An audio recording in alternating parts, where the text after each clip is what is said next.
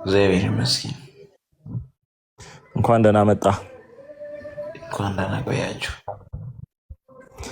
እሺ ርዕሱን ምን ትላለህ? በስጋ የተገለጠው ማን ነው?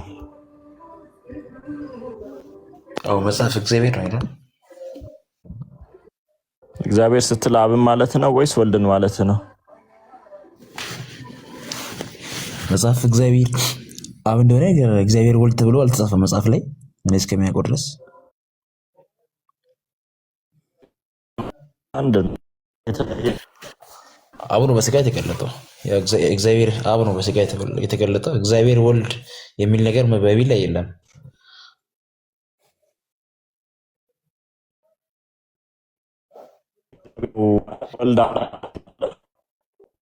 ከየት አመጣው? እግዚአብሔር ወይስ እግዚአብሔር ወልድ ነው የሚለውን ነገር ከየት ነው ያመጣው? እኔ ባይብል ላይ በስጋ የተገለጠው ማነው?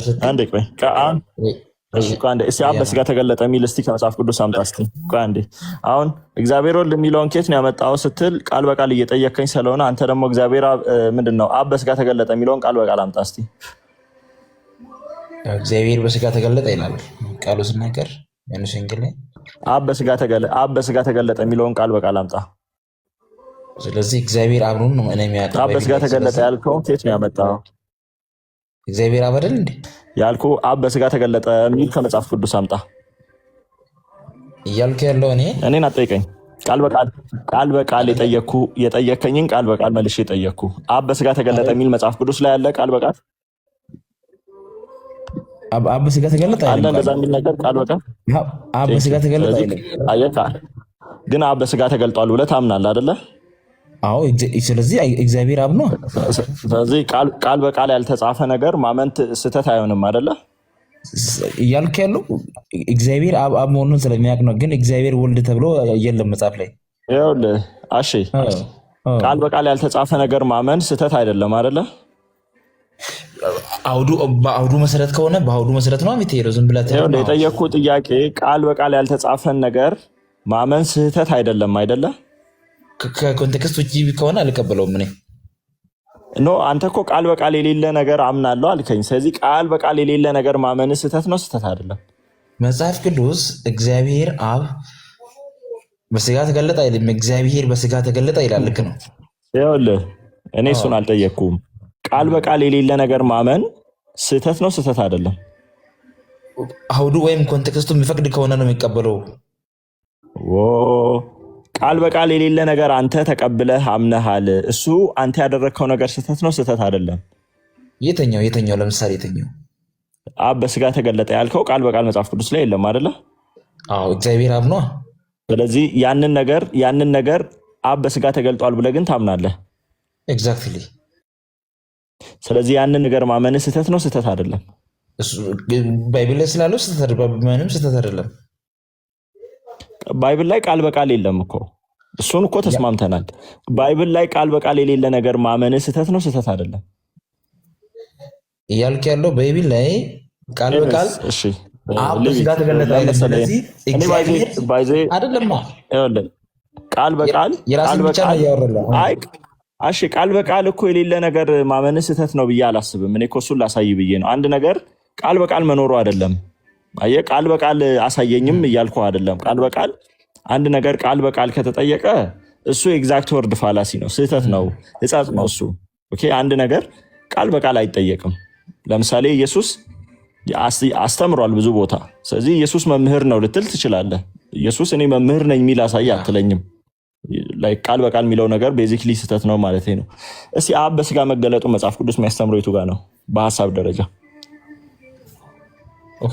ያ ማለት አንደኛ ቆሮንቶስ ላይ ማለት ነው 3:6 ማለት ነው። እሺ አንደኛ ጢሞቴዎስ 3:16 እስቲ አብራራልን። 16 ላይ ቃሎች ይናገራል። አብራራልን እስቲ። ያው እግዚአብሔርን የመምሰል ምስጢር ያለ ጥርጥር ታላቅ ነው ካለ በኋላ ምንድን ነው የምለው? በስጋ የተገለጠ ነው ይላል። በቃ ሌላ ጋር ዋና ፖይንት እዚህ ጋር ስለሆነ እግዚአብሔርን የመምሰል ምስጢር ያለ ጥርጥር ታላቅ ነው፣ በስጋ የተገለጠ ይላል ቃሉና፣ ስለዚህ እግዚአብሔር ነው በስጋ የተገለጠው። ያኑ አብ ነው ማለት ነው የተገለጠው።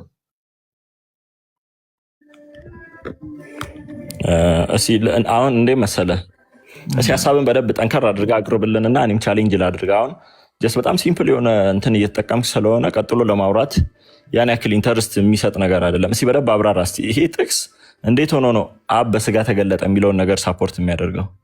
እያልኩ ያለው እዚህ ክፍል ላይ እግዚአብሔርን የመምሰል ምስጢር ያለ ጥርጥር ታላቅ ነው ካለ በኋላ በስጋ ተገለጠ የሚለው ማንን ነው? እሺ አንተን ሊጠይቅ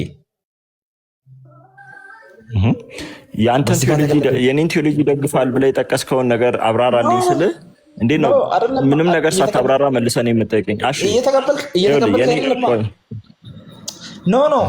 አብራራ እንጂ እኔም እንትን የምለው ምኑን ነው የምቀበለው ሳታብራራ?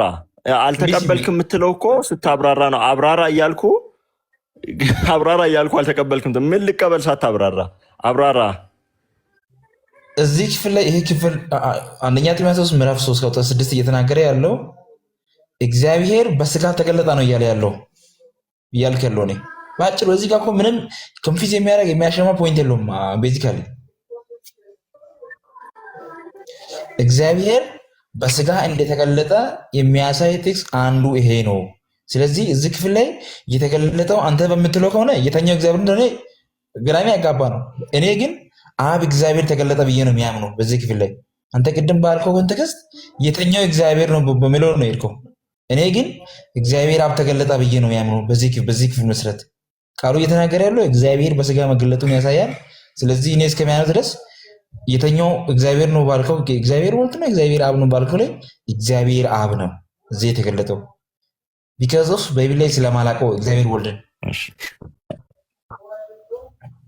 እሺ እንደዚህ እናድርግ። አሁን ይሄኛውን ጥቅስ አንተ የኔን ዶክትሪን ያብራራልኛል ብለህ የጠቀስከው ስለሆነ እኔ በስጋ የተገለጠው ወልድ ነው የሚለውን ደግሞ ሊያሳይ የሚችል ጥቅስ ያብራራልህ ላሳይህ። ችግር የለውም። እሺ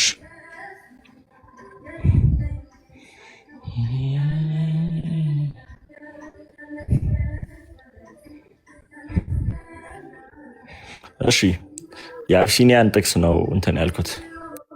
ኢየሱስ በታላቅ ድምፅ ጮሆ ሉቃስ ምዕራፍ 23 ቁጥር 46 ላይ ነው። እሺ ያ ኢየሱስም በታላቅ ድምፅ ጮሆ አባት ሆይ ነፍሴን በእጅ አደራ እሰጣለሁ አለ። ይህም ብሎ ነፍሱን ሰጠ ይላል። ይህንን እየተናገረ ያለው አባት ሆይ ብሎ እየተናገረ ያለው ማለት ነው ስጋዊ ሰውነቱ ነው እያለ ያለው። በስጋ ሰውነቱ ነው አባቴ ብሎ እያወራ ያለው ወልድ ነው አይደለ? ይህን የተናገረ ያለው ወልድ ይህንን የሚናገረው ወልድ እግዚአብሔር ሳይሆን ወልድ እግዚአብሔር ሳይሆን ወልድ አንተ እንደምትለው ወልድ እግዚአብሔር ሳይሆን ወልድ አሁን በስጋ የተገለጠ ላይ ነው። ዲስተርቢንግ አሁን እኔ ላሳይ ያለው ነገር ፔሸንትሊ ጠብቀኝ። እሺ እኔ ወልድ አምላክ መሆኑን ላሳይ ወልድ ምክንያቱም ርዕሳችን ወልድ አምላክ ርዕሳችን በስጋ የተገለጠው ማን ነው የሚል ነው ባይዚ። ስለዚህ እኔ በስጋ የተገለጠው አሁን ድምፅ ይሰማል። አሁን መጥቷል። አንድ ጊዜ 1000 ኮፒሊንኮ አማን። እሺ እሺ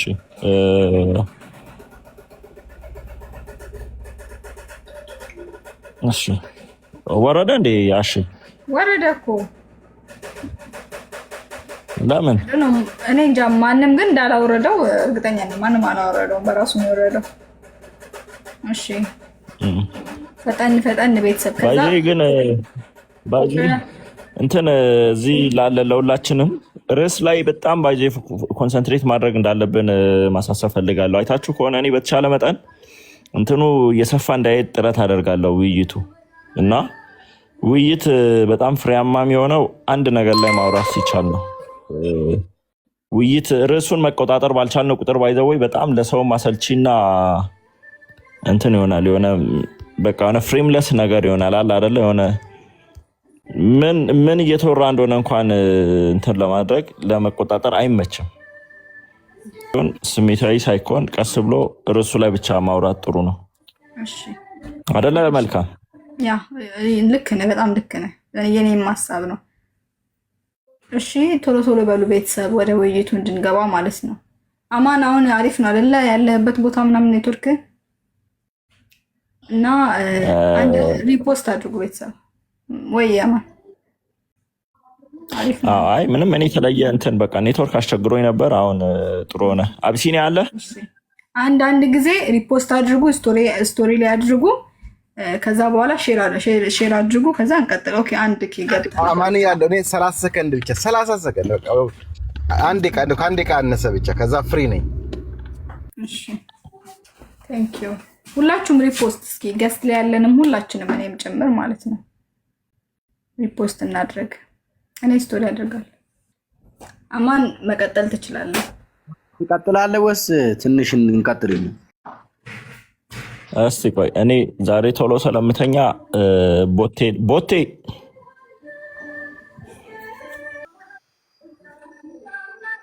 እሺ ወይ ኮኔክሽን እዚህ ቦታ ላይ አባቶ ነፍሴን እኔ ጋ ኔትወርክ አስቸግሮ ነበረ። ሶሪ። እዚህ ቦታ ላይ አባቶ ነፍሴን በእጅ አደራ እሰጣለሁ ያለው ማን ነው? ወልድ ነው። ኦኬ ወልድ ይህንን ሲናገር በስጋ ተገልጦ ነው ወይስ በስጋ ሳይገለጥ ነው?